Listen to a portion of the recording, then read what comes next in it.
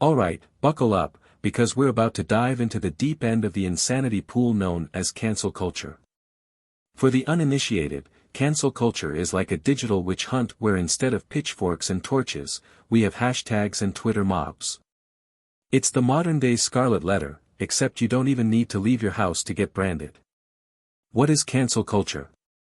Cancel culture is the practice of ostracizing individuals, often publicly, for opinions or behaviors deemed offensive by the ever-shifting standards of the woke mob. Imagine a world where every word you say and every joke you make is under the microscope. One wrong move, and bam, you're cancelled, your job gone, your reputation in tatters, and your social media flooded with hate. It's like high school drama on steroids, fueled by social justice warriors, SJWs, with too much free time. Destruction in social life. Cancel culture has turned social interactions into a minefield. People are so scared of saying the wrong thing that genuine conversation is becoming extinct. Instead of sharing opinions and engaging in healthy debate, everyone is tiptoeing around, parroting the same safe, woke-approved phrases. It's like living in Orwell's 1984, but instead of Big Brother, we have Big Twitter. Imagine you're at a party. Instead of discussing ideas, everyone's busy signaling their virtue. Oh, you haven't watched the latest documentary on systemic oppression? How problematic of you. Genuine connections are replaced by a shallow contest of who can be the most outraged over the latest Twitter scandal. Social life has become a never-ending episode of Black Mirror. Destruction in human relations. Cancel culture doesn't just ruin public figures, it's destroying personal relationships too. Friendships and even family bonds are strained or shattered because someone dared to hold an unacceptable opinion. Uncle Bob didn't update his Facebook profile picture with the latest virtue signaling frame. Time to disown him. People are terrified to be honest with each other.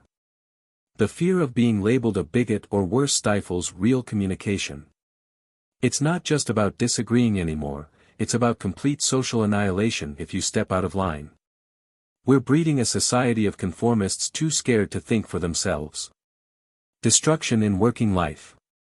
The workplace has become a battleground where careers can be ended by a single tweet from 10 years ago. HR departments are on high alert, ready to drop employees at the slightest whiff of controversy.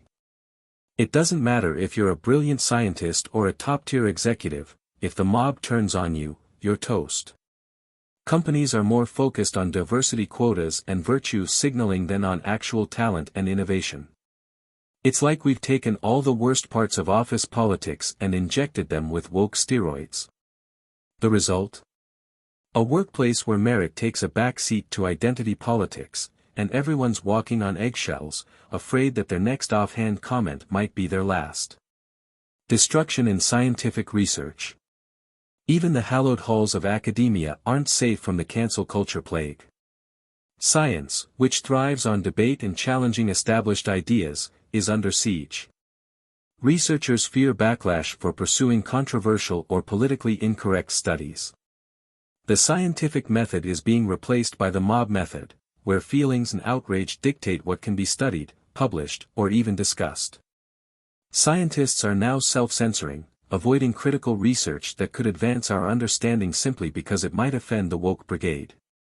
It's like Galileo facing the Inquisition, but instead of religious zealots, it's Twitter warriors ready to burn you at the digital stake. A society on the brink. Cancel culture is not just a phase, it's a societal disease. It's eroding the very foundations of open dialogue, critical thinking, and personal freedom. We've created a world where fear reigns, and the loudest, angriest voices get to dictate what's acceptable.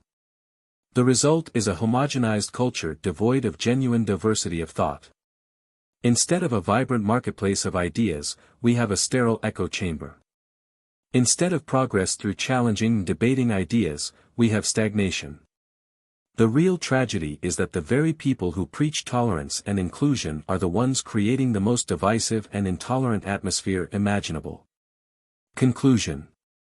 So, there you have it, cancel culture, the ultimate societal buzzkill.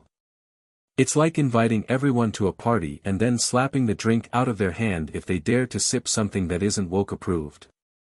We're watching the death of social life, human relations, working life, and scientific progress, all in the name of a misguided quest for ideological purity. The only solution: grow a spine, speak your mind, and let's cancel culture before it cancels us all.